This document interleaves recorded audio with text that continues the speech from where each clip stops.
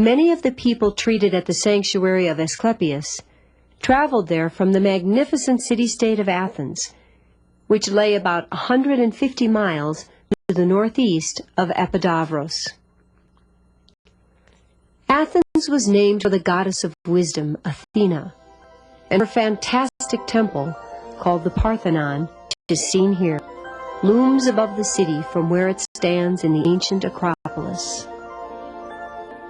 Inside the Parthenon there once was an enormous gold and ivory statue of Athena, made by the same sculptor who fashioned the statue of Zeus at Olympia. And during religious festivals, this statue was draped in a special garment woven by the women of the city.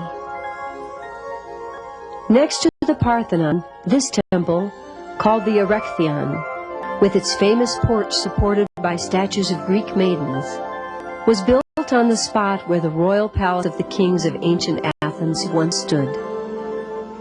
The last king of Athens to live on this site was named Codrus.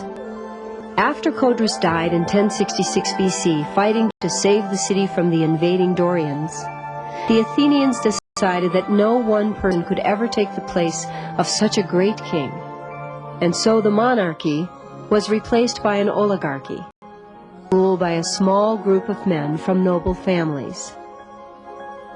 Then in 594 BC, a great statesman named Solon founded a parliament, a people's law court, and a council of the people, changing the way the oligarchy governed Athens so that power was more equally shared by all her citizens. However, it was this man, Pericles, who was responsible for developing, for the first time in history, a government by the people, starting in the year 461 BC, following Athens' great victory over the invading armies of Persia. Under democracy and the guidance of Pericles, Athens flourished, and with the help of some of the greatest artists and scholars in human history, the city grew both in wealth and in beauty. And so Athens entered her brief but magnificent Golden Age. Most of the spiritual life of Athens centered on the temples located high above the city in the Acropolis. And the sight of these temples always served to remind the citizens of the great goodness and wisdom of Athena, their protector. Located far below the Acropolis is the marketplace, whose ruins are seen here, that was once ringed with government buildings, a library, and a gymnasium. And on a low hill overlooking the marketplace, they built this fine temple to the god of fire and metalworking, Hephaestus. For very near this temple, there were in ancient times a large number of workshops where gifted craftsmen labored, sought the guidance and protection of this god. And looking across the marketplace from the temple of the god of fire is the great Stoa of Attalus, where citizens congregated to discuss such things as politics, prices, their families, and the weather. As city-states went, Athens was quite large, and it encompassed much of the lower end of the Attica Peninsula.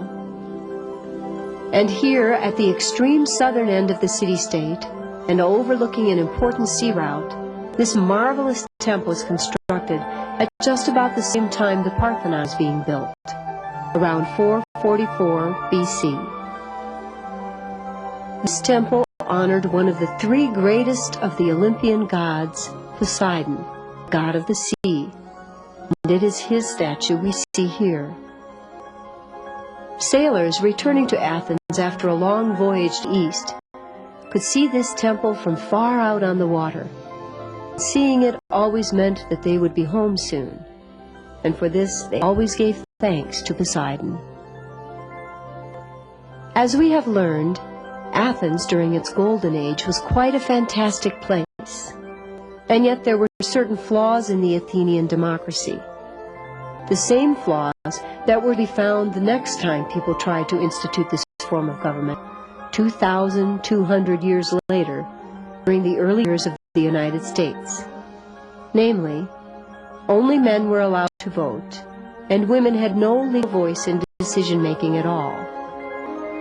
And the slaves, who were bought and sold like animals, had no rights whatsoever, even though they made up a large part of the population. The Golden Age ended mostly because of an outbreak of war in 431 BC between Athens and her powerful enemy Sparta, a highly militaristic city-state a few hundred miles to the south.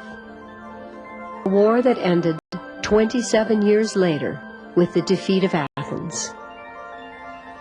And although Athenian civilization was not completely destroyed by this war, it never fully regained the glory that it possessed during its golden age.